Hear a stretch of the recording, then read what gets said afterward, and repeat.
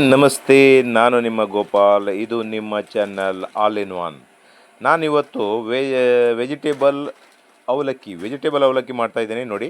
ಅದಕ್ಕಾಗಿ ನಾನು 250 ಗ್ರಾಮ್ गाजर, 250 ग्राम शिमला मिर्ची, 250 ग्राम फूल गोभी और 250 ग्राम हरा मटर ले लिया।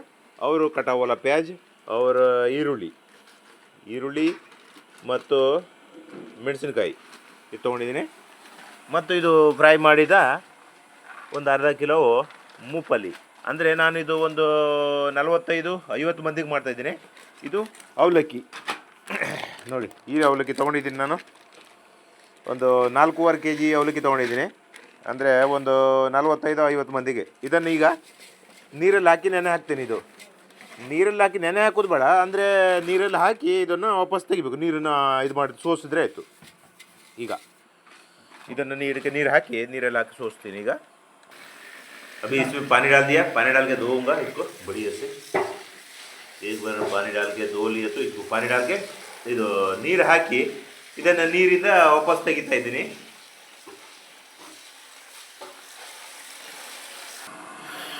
ಅವಲಕ್ಕಿ ನೆನೆಯೋ ತನಕ ನಾನು ಕಡಾಯಿ ಒಳಗಡೆ ಈ ಮಸಾಲ ರೆಡಿ ಮಾಡ್ತೀನಿ ನೋಡಿ. ಈಗ ಒಂದು ಅರ್ಧ ಕಿಲೋ ಎಣ್ಣೆ ತೊಗೊಂಡಿದ್ದೀನಿ ನಾನು. ಇದು ಸಾಸಿವೆ ಎಣ್ಣೆ ತೊಗೊಂಡಿದ್ದೀನಿ ನೋಡಿ, ಸಾಸಿವೆ ಎಣ್ಣೆ ತೊಗೊಂಡಿದ್ದೀನಿ. ಈಗ ಕಡಾಯಿ ಒಳಗಡೆ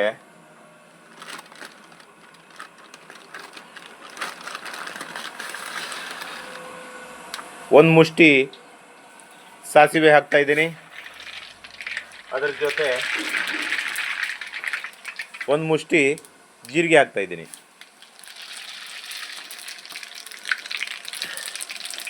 ಈಗ ಕಟ್ ಮಾಡಿಟ್ಟ ಮೆಣಸಿನಕಾಯಿ ಮತ್ತು ಉಳ್ಳಾಗಡ್ಡಿ ಎರಡು ಹಾಕ್ತೀನಿ.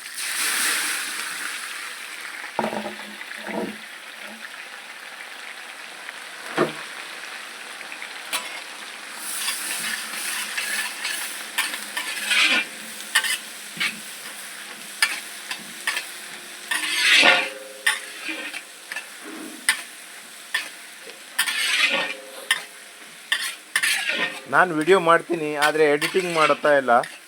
ಎಡಿಟಿಂಗ್ ಮಾಡಿ ಇದರಲ್ಲಿ ಹಾಕೋದಿಲ್ಲ ನೋಡಿ. ನಾನು ಯಾವಾಗಲೂ ಡೈರೆಕ್ಟ್ ವಿಡಿಯೋ ಮಾಡ್ತೀನಿ.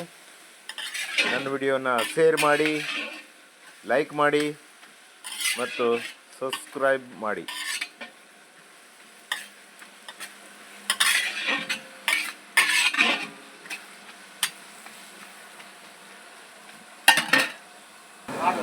ಉಳ್ಳಾಗಡ್ಡೆ ಸ್ವಲ್ಪ ಕೆಂಪಾಗಿದೆ.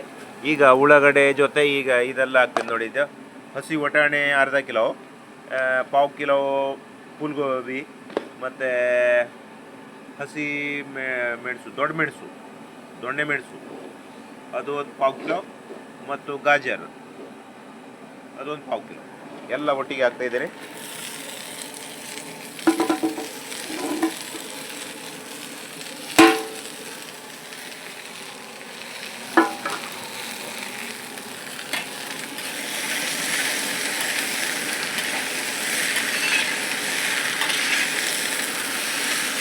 ಒಂದ್ಸಲ ಈ ರೀತಿನೂ ಮಾಡ್ಕೊಂಡು ನೀವು ತಿಂದು ನೋಡಿ, ಇದರಲ್ಲಿ ಎಷ್ಟು ಒಳ್ಳೆ ಟೇಸ್ಟಿ ಇದೆ ಅಂತ.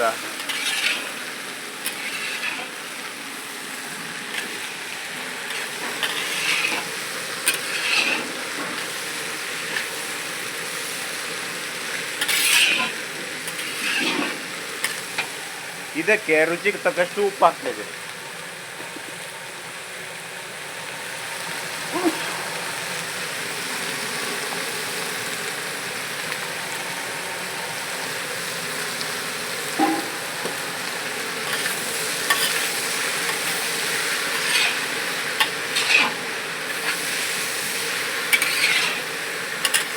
ಸ್ವಲ್ಪ ಹೊತ್ತು ಇದನ್ನು ಫ್ರೈ ಮಾಡ್ತೀನಿ, ಇದು ಬೇಯುವಷ್ಟು ಒಳ್ಳೆ.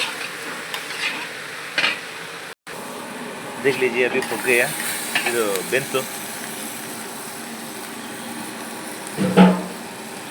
ಬೆಂದಿದೆ.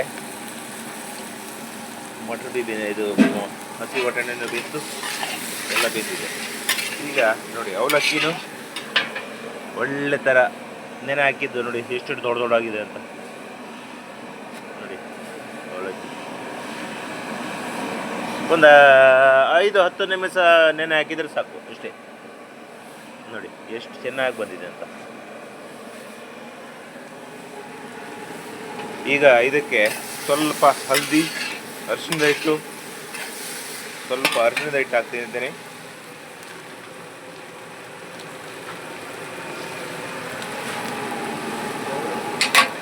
ನೋಡಿ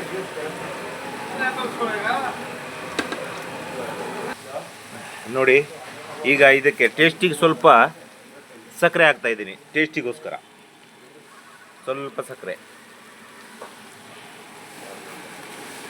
ಸ್ವಲ್ಪ ಬಾಯಿಗೆ ಚಟ್ಪಟ ಅಂತ ಇದ್ದರೆ ಮಜಾ ಆಗ್ತದಲ್ಲ ಅದಕ್ಕೆ.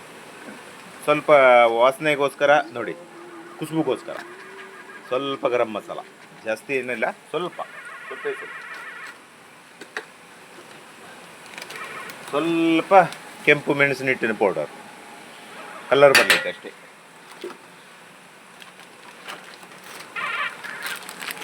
ಒಂದು ಸ್ವಲ್ಪ ಇದಕ್ಕೆ ಅದು ಅಮ್ಚೂರು ಅಂತಾರಲ್ಲ, ಮಾವಿನ ಸುಕ್ಕ, ಅದು ಒಣಗಿಸಿದ ಮಾವಿನ ಹಣ್ಣಿನ ಪೌಡರ್ ಇದು, ಅದನ್ನು ಹಾಕಿದರೆ ಸ್ವಲ್ಪ ಬಾಯಿಗೆ ಚಟ್ಪಟ ಅಂತ ಆವಾಜ್, ಕಟ್ಟ ಮಿಟ್ಟ ಜಾಸ್ತಿ ಆಗ್ತದಲ್ಲ ಹಾಗೆ, ಆ ರೀತಿ ನೋಡಿ. ಒಳ್ಳೆ ಮಸಾಲ ಆಗಿದೆ ಈಗ ಇದು.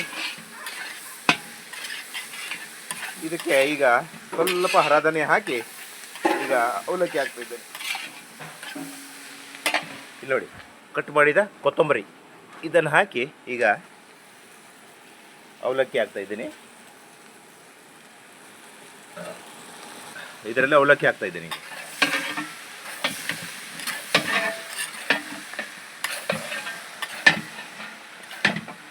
ಇದನ್ನು ಮಿಕ್ಸ್ ಮಾಡಿದ ನಂತರ ನಾನು ನಿಮಗೆ ಕಾಣಿಸ್ತೇನೆ. ನೋಡಿ ಎಷ್ಟು ಸುಂದರವಾಗಿ ಬಂತು ಅಂತ. ಇದಕ್ಕೆ ಈಗ ಕಡಲೆ ಬೀಜ ಅಂದರೆ ಶೇಂಗಾ ಬೀಜ, ಫ್ರೈ ಮಾಡಿ ಇಟ್ಟಿದ್ದ ಶೇಂಗಾ ಬೀಜ ಅರ್ಧ ಕಿಲೋ ಹಾಕ್ತಾ ಇದ್ದೇನೆ. ಈಗ ಒಳ್ಳೆ ಮಿಕ್ಸ್ ಮಾಡಿ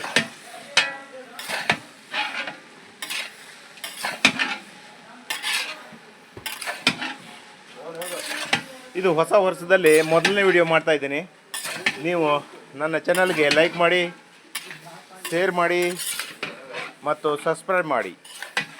ನಾನಿದು ಮೊದಲನೇ ವಿಡಿಯೋ, ನೀವು ನೋಡ್ಕೊಂಡು ಆನಂದ ಪಡಿ, ಶೇರ್ ಮಾಡಿ, ನಿಮ್ಮ ದೋಸ್ತುಗಳಿಗೆ ಇದನ್ನು ಮಾಡಿ ತಿನ್ನಿಸಿ, ಮನೆಯಲ್ಲಿ ಒಳ್ಳೆ ತಿಂದ್ಕೊಳ್ಳಿ. ಖುಷ್ಬುದಾರ್ ವಾಸನೆ ಬರೋ ಅವಲಕ್ಕಿ, ವೆಜಿಟೇಬಲ್ ಅವಲಕ್ಕಿ ನೋಡಿ, ಅವಲಕ್ಕಿ ವೆಜಿಟೇಬಲ್ ಅವಲಕ್ಕಿ. ಈಗ ಇದು ಕಡಾಯಿದಿಂದ ಹೊರಗಡೆ ತೆಗಿತಾ ಇದ್ದೀನಿ ನೋಡಿ, ತಿನ್ನಲಿಕ್ಕೆ ರೆಡಿ. ನನ್ನ ವಿಡಿಯೋಗೆ ಲೈಕ್ ಮಾಡಿ, ಶೇರ್ ಮಾಡಿ, ಸಬ್ಸ್ಕ್ರೈಬ್ ಮಾಡಿ. ಥ್ಯಾಂಕ್ ಯು, ಧನ್ಯವಾದ.